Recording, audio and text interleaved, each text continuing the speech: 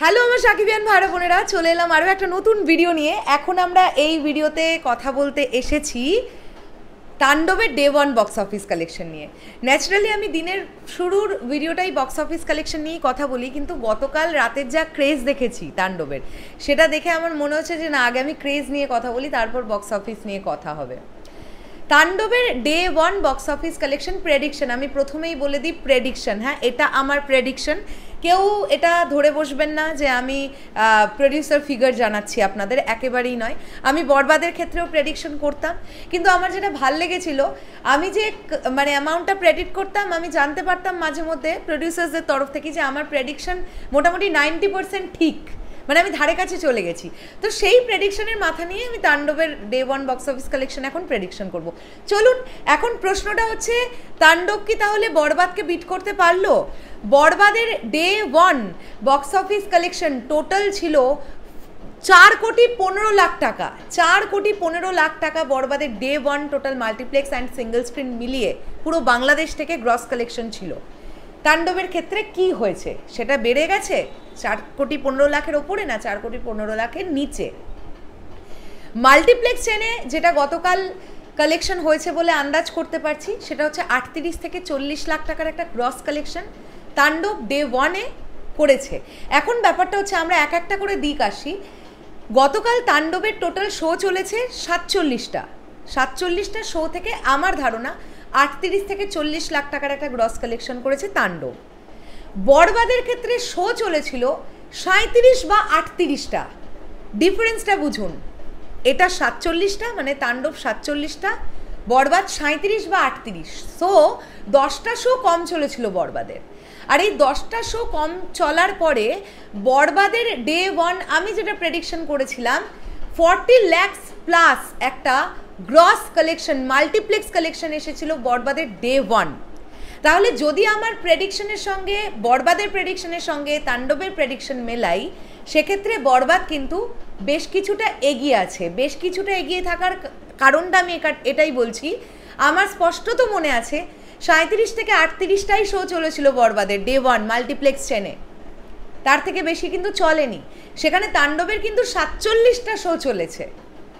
হ্যাঁ, তো সেটা আমরা বুঝতেই পারছি ব্যাপারটা। এবার যদি আসি সিঙ্গল স্ক্রিনে, আমার ধারণা গতকালের ডেটে সিঙ্গল স্ক্রিন এবং মাল্টিপ্লেক্স মিলিয়ে মোটামুটি তাণ্ডবের কালেকশন 2,75,00,000 থেকে 2,80,00,000 টাকা, এটা গ্রস কালেকশন হয়েছে তাণ্ডবের ডে ওয়ানে। এটা আমার ধারণা। কি খুব বেশি হয়ে গেলে 3 কোটি টাকা একটা গ্রস কালেকশন এসছে মাল্টিপ্লেক্স এবং সিঙ্গল স্ক্রিন মিলিয়ে। যদিও গতকাল ছিল কুরবানি ঈদ, এবং আমি জানতে পারলাম গতকাল নাকি দিনের বেলাটা বিক্ষিপ্তভাবে বৃষ্টি হয়েছে বাংলাদেশের নানান এলাকায়। সো সেক্ষেত্রে এমনিতেও আমরা জানি কুরবানি ঈদের সকাল দুপুরের দিকটা কিন্তু একটু হালকাই থাকে, মানে লোকজন হলে যাওয়া শুরু করে বিকেলবেলার পর থেকে। সো গতকাল তাণ্ডবের যে কালেকশনটা এসছে, আজকে তাণ্ডবের কালেকশন গতকালের থেকে বেটার আসবে, এটা আমরা ডেফিনেটলি বলতেই পারি। সো যদি গতকাল মোটামুটি 3 কোটি টাকার একটা গ্রস কালেকশন তাণ্ডব করে থাকে, আজকে সেই কালেকশনটা বাড়বে। তবে বরবাদের ডে ওয়ান যেটা কালেকশন ছিল 4,15,00,000 টাকা, সেই কালেকশনকে কিন্তু বিট করতে পারেনি ডে ওয়ানে তাণ্ডব। ঠিক আছে, এইবার বলুন আপনাদের কি মনে হচ্ছে, সেটা কমেন্ট করে বলুন। আরেকটা বিষয় আমার মনে পড়ছে, সেটা আমি বলতে চাই। বরবাদের ক্ষেত্রে হিস্টোরিক মিডনাইট শো চলেছিল, আপনাদের নিশ্চয়ই মনে আছে। শেষের দিকে আমরা এসে দেখলাম লায়ন সিনেমাস পর্যন্ত মিডনাইট শো চালাতে শুরু করেছে রাত 12:30 থেকে, নিশ্চয়ই আপনাদেরও মনে আছে। সিঙ্গল স্ক্রিনে তো মিডনাইট শোতে 6 লাভ হয়ে গেছিলো। তাণ্ডবের ক্ষেত্রেও গতকাল হয়েছে, কিন্তু রাজশাহীর রাজতিলক সিনেমা হলে রাত 12টা থেকে 3টে পর্যন্ত একটা শো চলেছে। এখন দেখবার ব্যাপার এটাই যে ঈদের দ্বিতীয় দিনে এসে সেই মিডনাইট শোয়ের পরিমাণটা বাড়ে কিনা। মিডনাইট শোয়ের পরিমাণ বাড়লেও কিন্তু টোটাল কালেকশন গ্রস কালেকশনটার অ্যামাউন্টটা বাড়তে থাকবে।